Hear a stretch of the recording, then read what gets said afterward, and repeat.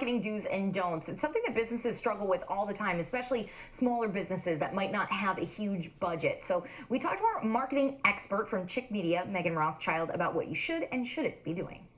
So I think one of the biggest things that I say to clients and just people who are talking about doing digital advertising is you wouldn't have a party and invite everyone into your house if your house was a mess. So it's not a good idea to start running a digital advertising campaign if your website is really bad and not very user friendly, if it's not updated, if your social media looks really bad, you haven't posted in a while, because what people are going to do is they're going to see those digital ads.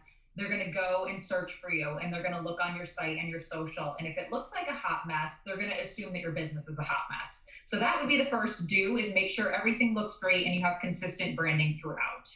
Really, really smart. What else is good for them to know when they're using digital? I mean, this is something people should really be taking advantage of. It's free. We've talked about this before.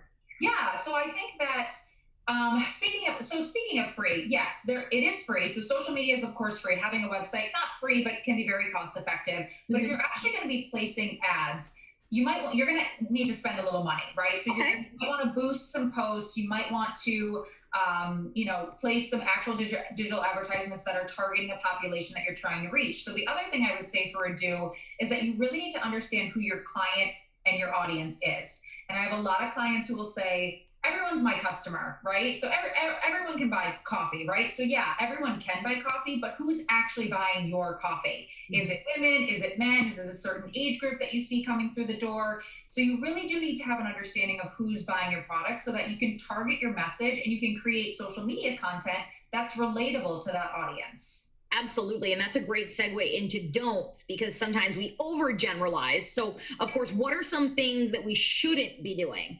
Yeah, so I think that you hit it on the head, is we cannot try to be everything to everyone. I think that's the biggest mistake that I see people make, is not having a clear voice, not having a clear understanding of who it is they're trying to communicate to. So we don't want to assume that everyone cares about our content, everyone's paying attention to our brand. We really want to know who it is and customize a message that speaks to that audience.